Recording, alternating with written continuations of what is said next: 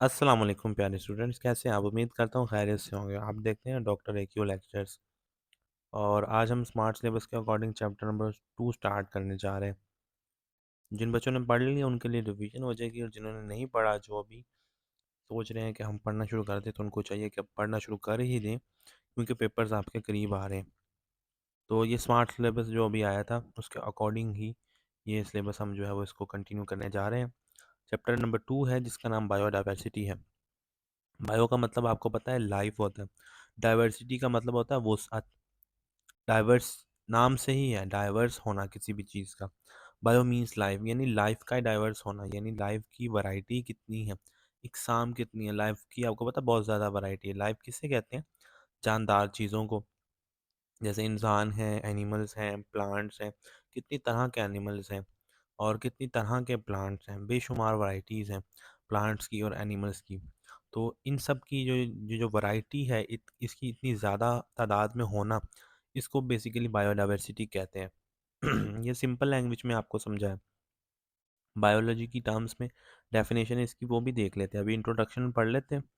Our planet is home to a vast variety of organisms. कहते हैं कि हमारा जो प्लैनेट यानी सयारा है, जो कि क्या है, अर्थ है।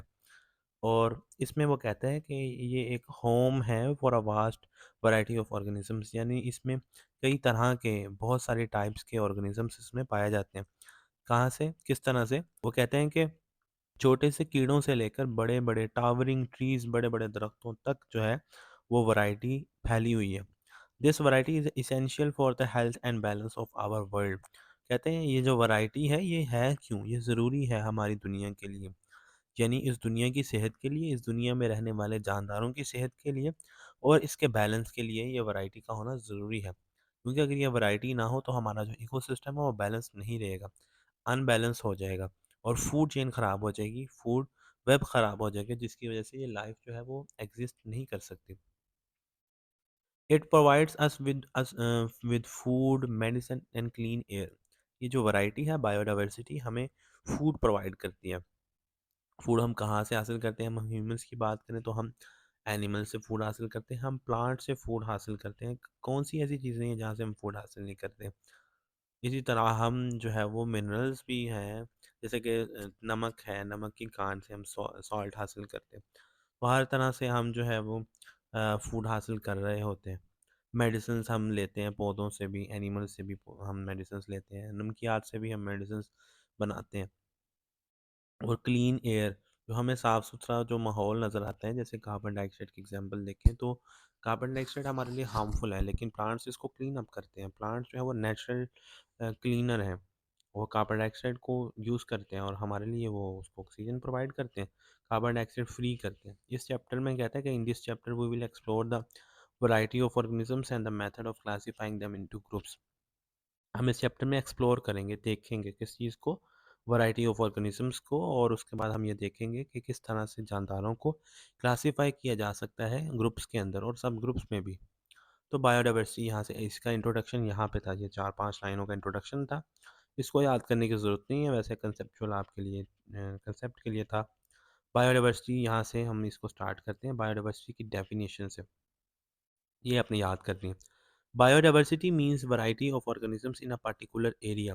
कहते हैं किसी भी ख़ास एरिया में जानदारों की वैरायटी का होना, ये उस एरिया की बायोडाइवर्सिटी है। यानी फॉर एग्जांपल एक जंगल है, एक फॉरेस्ट है, छांगा मंगा है, कोई भी है, तो उस फॉरेस्ट में कितनी वैरायटी है, कितनी तरह के जानदार पाए जाते हैं, तो वो उस एरिया की, उस जंगल की, उस फॉरेस्ट की वो एक बायोडाइवर्सिटी है, छोटी सी। इसी तरह बहुत बड़ी बायोडाइवर्सिटी भी हो सकती है। बायोडाइवर्सिटी जैसे अफ्रीका के जंगल, ठीक है, तो वो जंगल भी काफ़ी बड़े होते हैं, तो वहाँ की बायोडाइवर्सिटी क्या है, ये डिपेंड करता है। Biodiversity of an area is measured by considering the number of different kinds of organisms and the variation within each kind. मैं इसलिए यहाँ पे जो है वो इसको शोकेस नहीं कर रहा, हाईलाइट नहीं कर रहा, ताकि आपका फोकस बरकरार रहना चाहिए मैं कहाँ से पढ़ रहा हूँ, आपने खुद फोकस करना है। कहते हैं कि बायोडाइवर्सिटी क्या है? बायोडाइवर्सिटी किसी भी एरिया की, उसे मेजर कैसे कर सकते हैं? How can we measure the biodiversity of an area? Question आ सकता है। बायोडाइवर्सिटी की डेफिनेशन आप लिखेंगे, उसके साथ साथ आप थोड़ा सा उसको एक्सप्लेन करने के लिए एक दो लाइनें लिखेंगे। बिल्कुल लकीर के फ़कीर की तरह आपने एक बात जो पूछी वो नहीं लिख देनी होती, कम से कम टू दी पॉइंट तो लिखें कि जो बात है उसमें फॉर एग्जांपल कहीं पे एग्जांपल है तो आप वो लाजमी लिखें, कोई भी रिलेटेड पॉइंट है तो वो आप लाजमी लिखें, ताकि आप मैक्सिमम मार्क्स जो है वो हासिल कर सकें। कहते हैं कि बायोडाइवर्सिटी किसी भी एरिया की उसे हम मेजर कर सकते हैं कि वहाँ पर पाए जाने वाले जो जानदार हैं उनकी इकसाम का नंबर कितना है, वो कितनी तरह के जानदार वहाँ पे पाए जाते हैं, और फिर उन जानदारों की जो नंबर है उसमें भी कितनी तरह की वेरिएशन है, क्योंकि स्पीशीज़ भी डिफरेंट होती हैं, सिमिलर भी होती हैं लेकिन उनमें कुछ ना कुछ डिफरेंस भी होता है। फॉर एग्जांपल एक आप पौधा लगाते हैं किसी भी मेडिसिन का या कोई मेडिसिनल हर्ब है, जैसे सिनेमन है, दालचीनी की मिसाल दूँ मैं, तो वो दालचीनी के एंटी डायबिटिक इफ़ेक्ट होते हैं। ये आपको ज़्यादा लेवल की बातें ना बता चलूँ मैं, लेकिन मैं आपको थोड़ा-सा बता देता हूँ। सिर्फ़ इसको समझाना चाह रहा हूँ मैं बायोडायवर्सिटी को, जो ये बात इसने यहाँ पे की है। उसको मैं बता रहा था सिनेमन दालचीनी को कहते हैं। तो एक सिनेमन जो आपने यहाँ पे पाकिस्तान में ग्रो करवाई है, लाहौर में ग्रो करवाई है या इस्लामाबाद में ग्रो करवाई है, और एक वो जो अमेरिका में ग्रो हो रही है, तो दोनों में कुछ तो डिफरेंस होगा। तो इस तरह से स्पीशीज़ में डिफरेंस होता है। यही बात उसने की है कि and the variation within each kind, हर तरह की इकसाम के अंदर भी तब्दीली हो सकती है। Biologist have discovered and classified almost 2 million kinds of organisms। एक important MCQ है, इसको हाईलाइट कर ले अपनी बुक पे। कहता है कि जानदारों की कुल तादाद जो बायोलॉजिस्ट ने अभी तक क्लासीफाई कर दी है, जिसको डिस्कवर कर लिया गया है, वो 2 मिलियन है। 2 मिलियन कितना होता है? 2 मिलियन कितना होता है बता सकते हैं? 2 मिलियन, जो 1 मिलियन होता है वो 10 लाख को कहते हैं, तो 2 मिलियन कितना हो गया? 20 लाख, यानी 20 लाख किस्म के जानदारों को अभी तक डिस्कवर कर लिया गया है। इतने सारे जानदार हैं, अभी कहते हैं और भी हो सकते हैं, लेकिन अभी मालूम नहीं है, उनका पता नहीं है। हाउएवर कहता है ताहम they estimate that the total kinds of organisms on the earth is much greater. कहता है जितना अभी हमने पता लगाया ना, ये तो कुछ भी नहीं है, इससे ज़्यादा ही है, काफ़ी ज़्यादा है, जो बहुत ज़्यादा है, जो हमें पता नहीं है अभी सारे।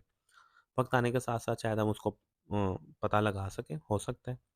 Biodiversity is not evenly separate out. कहता है कि बायोडाइवर्सिटी हर जगह पे एक जैसी नहीं है, कि एक जगह सहरा देख लें, वहाँ पे जानदार बहुत कम आपको मिलेंगे, नहीं मिलेंगे। पौधे भी वहाँ पे नहीं होंगे, लेकिन एक जंगल है, वहाँ पे कितनी ज़्यादा वैरायटी है। तो कहता है कि पूरी दुनिया में हर जगह पे जो बायोडाइवर्सिटी है, जानदारों का नंबर और उनकी अक़साम, ये एक जैसा नहीं है, is not evenly distributed. The biodiversity in a place depends on the factors, के एक जगह में बायोडाइवर्सिटी कितनी है, वो ये फैक्टर्स हैं। इस एमसीक्यू से शॉर्ट आ सकता है कि how many factors are there, कि जिसके ऊपर बायोडाइवर्सिटी डिपेंड करती है। तो वो यहाँ पे 3 फैक्टर्स बताएँ, क्लाइमेट बताया, एल्टीट्यूड बताया और सॉइल टाइप बताया। क्लाइमेट कहते हैं आबो हवा को, आप कहते हैं पानी को, और हवा तो हवा को ही कहते हैं, कि वहाँ की हवा कैसी है, क्या वो ऑक्सीजनेटेड है, नहीं है, क्या कैसी है। आप वहाँ का पानी कैसा है, साफ़ है, पीने वाला है, ज़रख़ेज़ है, पौधों के लिए ज़रख़ेज़ है कि नहीं, पौधे उग सकते हैं कि नहीं। ठीक है, एल्टीट्यूड ऊंचाई पे डिपेंड करता है, कुछ जानदार ज़मीन पे रहने वाले होते हैं, कुछ जो है वो ऊंचाई पे पहाड़ों पे रहने वाले होते हैं। तो ये इससे भी डिपेंड करता है कि कौन से जानदार वहाँ पे होंगे, कौन से नहीं। सॉइल टाइप, मिट्टी कैसी, वही जो बात अभी की थी कि मिट्टी ज़रख़ेज़ है कि नहीं, वहाँ पे पौधे ग्रो कर सकते हैं कि नहीं कर सकते। तो ये डिपेंड करता है। Tropical regions have more biodiversity than polar regions. Tropical, polar नाम से ज़रा बर्फानी इलाके, बर्फानी इलाकों में बहुत कम हयात रहती है, ज़िंदगी रहती है, जानदार रहते हैं। लेकिन कहता है ट्रॉपिकल रीजन्स यानी टेम्परेट रीजन्स को कहते हैं, जो गर्म इलाके वाले होते हैं। तो गर्म इलाकों में जानदार ज़्यादा ग्रो कर जाते हैं, वो ज़्यादा अच्छे से रह लेते हैं, एज़ कम्पेयर टू ठंडे इलाकों के, वहाँ पे जानदार कम होते हैं, क्योंकि सर्दी हर कोई बर्दाश्त नहीं कर सकता।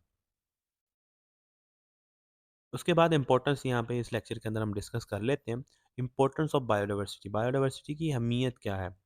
देखें, बायोडाइवर्सिटी जो है वो बहुत ही ज़्यादा कीमती है। अभी हमने इसके हवाले से डिस्कस भी किया। इसको पढ़ लेते हैं।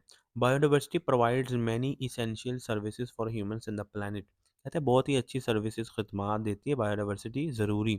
इसेंशियल का मतलब होता है ज़रूरी, ज़रूरी खदमात सर अंजाम देती है इंसानों के लिए और प्लैनेट के लिए, यानी अर्थ के लिए। तो अर्थ के लिए क्या क्या मतलब, अर्थ पे और भी जानदार रहते हैं ना, पौधे हैं, जानवर हैं, इतनी ज़िंदगी है, हयात है, मछलियाँ हैं, और इसी तरह बर्ड्स हैं, सारा कुछ है।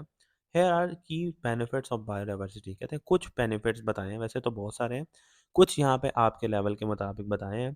कि इकोसिस्टम स्टेबल रहता है। इकोसिस्टम का मतलब मैंने आपको शायद बताया हो।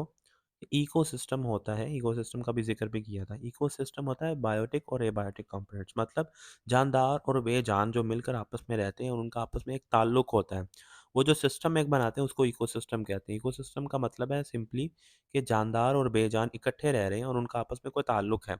हम बेजान के साथ बेजान जो चीज़ें हैं उनके बगैर नहीं रह सकते, और सिर्फ बेजान चीज़ें हों जानदार ना हो तो उसका भी क्या फ़ायदा।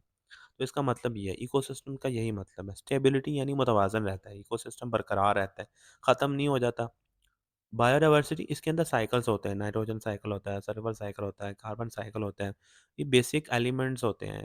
आपको पता है ऑर्गेनिक केमिस्ट्री का आपने पढ़ा होगा, ऑर्गेनिक केमिस्ट्री डेफिनेशन पढ़ी होगी, उसमें ज़्यादातर ऑर्गेनिक कंपाउंड्स होते हैं जो कि मुश्तमिल होते हैं कार्बन पर और हाइड्रोजन पर।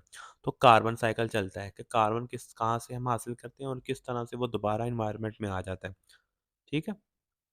For example plants carbon dioxide को एटमॉस्फेयर से लेते हैं और फिर वो प्लांट्स की बॉडी का हिस्सा बन जाता है, फिर वो ग्लूकोज बन जाता है, स्टार्च वगैरह बन जाता है, फिर उसको ह्यूमंस खाते हैं और फिर इसी तरह एनिमल्स खाते हैं। तो अब वो उनकी बॉडी में चला जाता है और फिर उसके बाद जब उसको डिकम्पोजर उस पर अटैक करते हैं तो फिर वो दोबारा से जो कार्बन डाइऑक्साइड है वो एटमॉस्फेयर में आ जाती है। तो ये एक साइकिल चलता है। इसी तरह और भी साइकिल्स होते हैं, नाइट्रोजन साइकिल होता है, तो उसके बारे में डिस्कस किया है। इस तरह से इकोसिस्टम स्टेबल रहता है, यानी चीज़ें रिसाइकल होती रहती हैं। बायोडाइवर्सिटी हेल्प्स बायोडाइवर्सिटी मदद करती है, helps to maintain the balance of ecosystem, ecosystem को बैलेंस करने में मदद करती है। It plays important role in biogeochemical cycle such as carbon cycle and nitrogen cycle. तो ये वही वही बात जो मैंने अभी आपको आपसे की है कि ये बायोजियोकेमिकल साइकिल्स को मेंटेन रखने में मदद करता है, जैसे कार्बन साइकिल और नाइट्रोजन साइकिल। बायोजियोकेमिकल, बायो का मतलब लाइफ, जियो का मतलब अर्थ, केमिकल का मतलब अर्थ पर पाए जाने वाले जो केमिकल्स हैं जो लिविंग बॉडी के इर्द गिर्द सराउंड करते हैं, एक लिविंग बॉडी से दूसरी लिविंग बॉडी में जाते रहते हैं और इस तरह एक्सचेंज होता रहता है केमिकल्स का। इस तरह से इकोसिस्टम स्टेबल रहता है। उसके बाद क्लाइमेट रेगुलेशन, आबो हवा भी जो है वो ठीक रहती है। Plants and algae absorb carbon dioxide, plants के बारे में अभी जिक्र किया मैंने। इसी तरह एल्गी भी प्लांट्स के करेक्टर्स रखते हैं और वो भी कार्बन डाइऑक्साइड को एब्सॉर्ब करते हैं और इस तरह से हमारा इन्वायरमेंट क्लीन होता है। तो it helps to keep the climate balance, इस तरह से आबो हवा हमारी जो है वो बैलेंस रहती है। नेचुरल रिसोर्सेज हमें इससे मिलते हैं। Biodiversity provides a vast array of resources, कहते हैं बहुत ज़्यादा रिसोर्सेज हमें इससे मिलते हैं। जैसे कि हम इससे फूड हासिल करते हैं, हम इससे मेडिसिन हासिल करते हैं, बिल्डिंग मटेरियल्स हमें मिलते हैं, कंक्रीट वगैरह और फ्यूल, ये सारा बायोडाइवर्सिटी की मनहोनी मिन्नत है, हमें सारा यहीं से मिलता है। ज़मीन से हमें जो है वो सारी चीज़ें मिलती हैं। इकोनॉमिक बेनिफिट्स, मुआशी यानी पैसों के लिहाज से भी हमें इससे फ़ायदा होता है। बायोडाइवर्सिटी सपोर्ट्स डिफरेंट इंडस्ट्रीज़ हैं, हर्बल इंडस्ट्रीज़ हैं, मेडिसिन की इंडस्ट्रीज़ हैं और भी बहुत सारी इंडस्ट्रीज़ हैं, तो ये बायोडाइवर्सिटी की मदद से फ़ायदा उठाती हैं और अर्निंग करती हैं और कोई ना कोई सर्विसेज या गुड्स जो है वो लोगों को सेल करती हैं और उससे अर्निंग करते हैं। इंक्लूडिंग एग्रीकल्चर, जैसे कि ज़राअत है, हम कोई भी चावल की गंदम की फसल काश्त करके उससे पैसा कमा सकते हैं।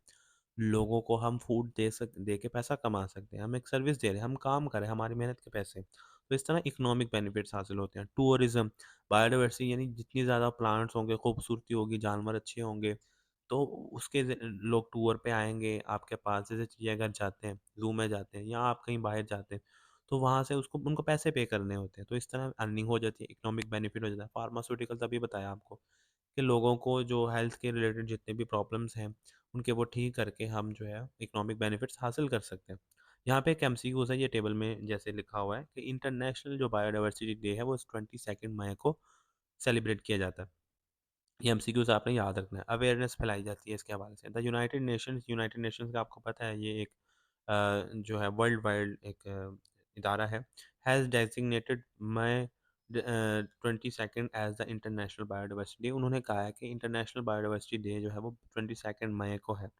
It is celebrated to promote the protection of biodiversity, कि जितने भी जानदार हैं वो उनका बका ज़रूरी है, कोई भी जानदार बनना नहीं चाहिए।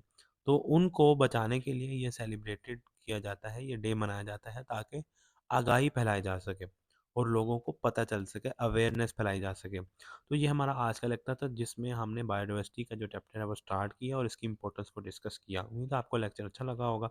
अगर आपको जो है वो वीडियो की समझ आई है, कोई क्वेश्चन हो तो आप पूछ सकते हैं कमेंट्स में। अगर आपको अच्छा लगा तो इसको लाइक करें, कमेंट शेयर करें, दोस्तों के साथ फैमिली में इसको चैनल को सब्सक्राइब करें, अपडेटेड रहें। इंशाल्लाह कोशिश करेंगे आप तक जो है मज़ीद वीडियोस लाते रहें और बायो के रिलेटेड और हेल्थ से रिलेटेड जितनी भी वीडियोस हैं वो आप तक कोशिश करेंगे पहुंचाते रहें। तो हमें हमारी हौसला अफजाई के लिए ज़रूर जो है वो हमें सपोर्ट करें। आपका बहुत शुक्रिया। नेक्स्ट लेक्चर में हम नेक्स्ट टॉपिक जो है वो डिस्कस करेंगे क्लासिफिकेशन का। तब तक के लिए अल्लाह हाफ़िज़, मिलते हैं आपसे अगले लेक्चर में। अस्सलाम वालेकुम।